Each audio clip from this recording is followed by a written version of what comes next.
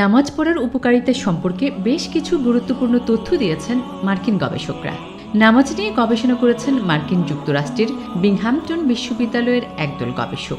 তাদের দীর্ঘ পর্যবেক্ষণ ও পরীক্ষা নিরীক্ষার ফলাফলে তারা জানিয়েছেন, দৈনিক 5 ওয়াক্ত নামাজ পড়ার মাধ্যমে মানুষ স্বাস্থ্যগত দিক থেকে উপকৃত হতে পারে এবং শারীরিকভাবে সুস্থ থাকতে পারে।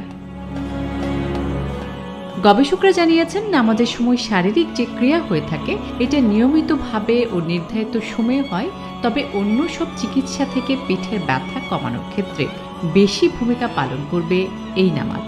বিংহামটন বিশ্ববিদ্যালয়ের গবেষকরা দেখিয়েছেন, যদি কেউ ঠিক মতো রুকু করতে পারে তাহলে তার পিঠে কোনো ব্যথা হবে না, কেননা রুকুর সময়ই পিঠ সমান হয়ে থাকে। এই গবেষণায় মূলত নামাজ পড়লে শারীরিক যে উপকারগুলো হবে সেই বিষয়গুলোকে বড় করে তুলে ধরা হয়েছে, যাতে বলা হয়েছে নামাজ পড়ার মাধ্যমে উচ্চ রক্তচাপ কমে, হৃদস্পন্দন স্বাভাবিক থাকে, যা মানুষের পেশিকে শিথিল করতে সহায়তা করে।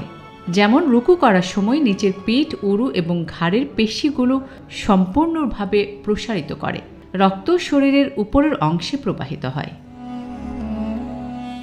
গবেষণায় আরও বলা হয়েছে, নামাজের সময় সিজদা দিলে হাড়ের জোড়ার নমনীয়তা বাড়ে, মাথা নামানোর সময় মস্তিষ্কে রক্ত সঞ্চালন হলে রক্তচাপও কমে এবং মস্তিষ্কের কার্যকারিতা বৃদ্ধি পায়। সিজদা শরীরে ভারসাম্য এনে দেয়। শারীরিক এসব উপকার ছাড়াও নামাজ আল্লাহর সঙ্গে মানুষের সম্পর্ক বৃদ্ধি করে, আর এই সম্পর্ক মানুষের আত্মাকে প্রশান্ত করে।